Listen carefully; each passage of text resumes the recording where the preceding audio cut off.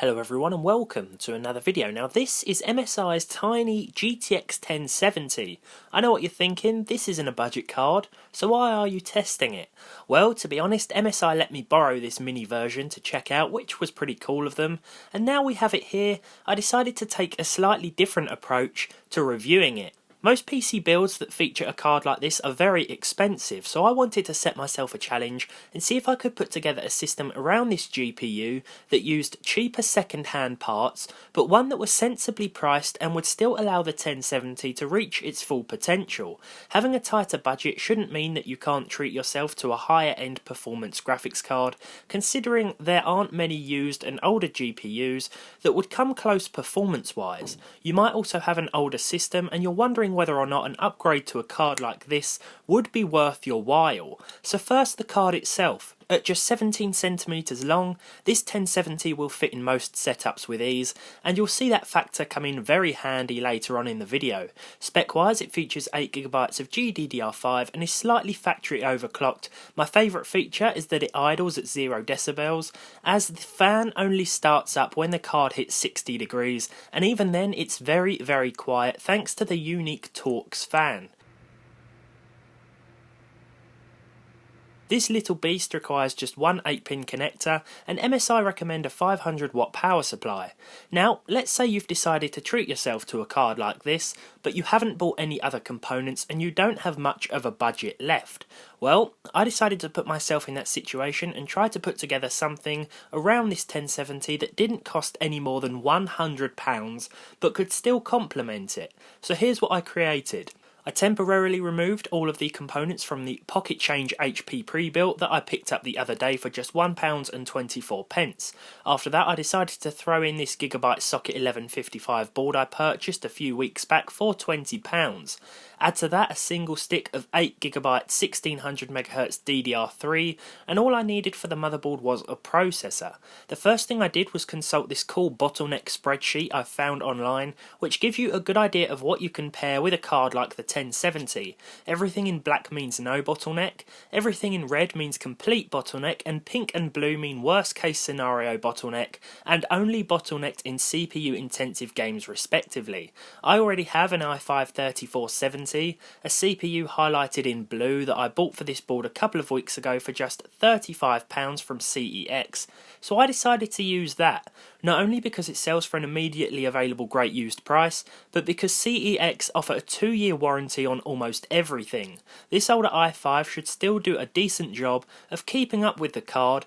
As for the PSU, it's important to stick to those well-known brands, and so I opted for a Corsair TX750, not a TXM from the newest range, but one of the original TX series which can be picked up for cheap and are still fantastic. At $19.99 I came in a little under budget altogether, so decided to buy a used 500GB hard drive for just £8, again with a 2-year warranty. Not a bad overall price, and one that brings us up to £475 total including this 1070 at the cheapest price I could find it.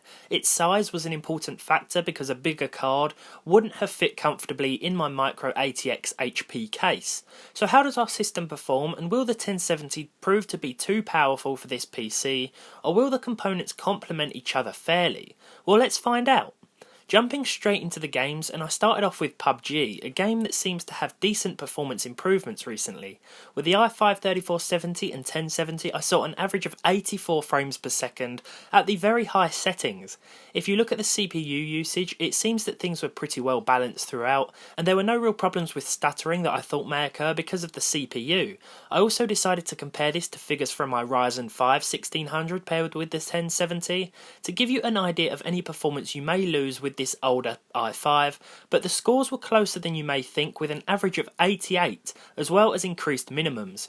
With COD World War II, the workload is definitely increased for the CPU with the extra settings here, but just look at that delightful frame rate. The average recorded figure was 141, and there were never any drops below 60.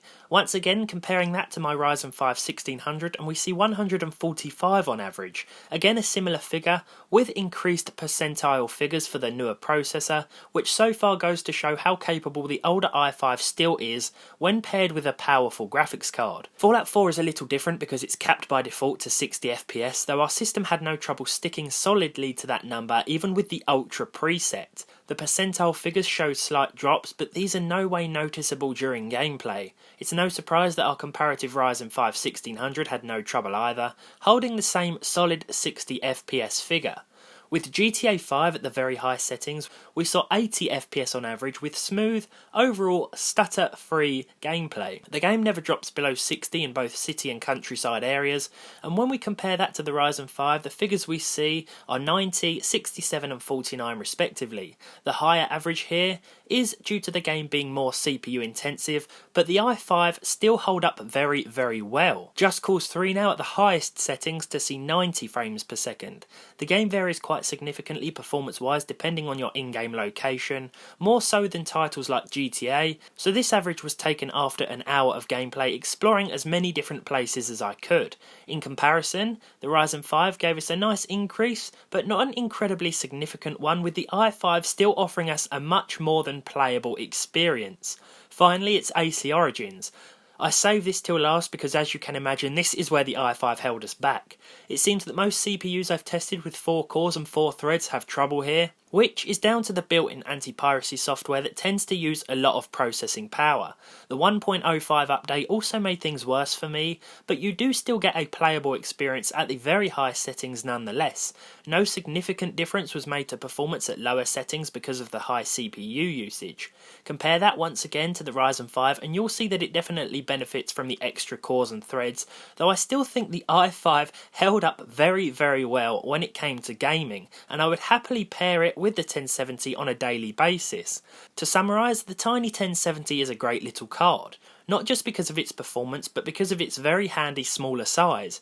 It's also nice to know that even Intel's older generation chips will complement it nicely, so you don't have to go out and spend silly amounts of money to make the most out of it. Though, if like me you game at 1080p, a 1060 would probably make more sense if you don't mind sacrificing a few frames here and there. Looking at it from an upgrading perspective, and the same sort of conclusion applies. If you have an aging i5 in your build or something similar, but do plan on buying something newer, you won't have to do it all at once, as chances are it can still handle the 1070 with relative ease. Granted, there are a few games that will chew up our cheap i5 and still want more processing power, but for the most part our system fared quite well. If you are more geared towards content creation, then something like the i5 will still hold up nicely too. I was very surprised to see a not so huge difference between them in gaming though, so thank you MSI for letting me borrow your awesome card, and thank you guys for watching.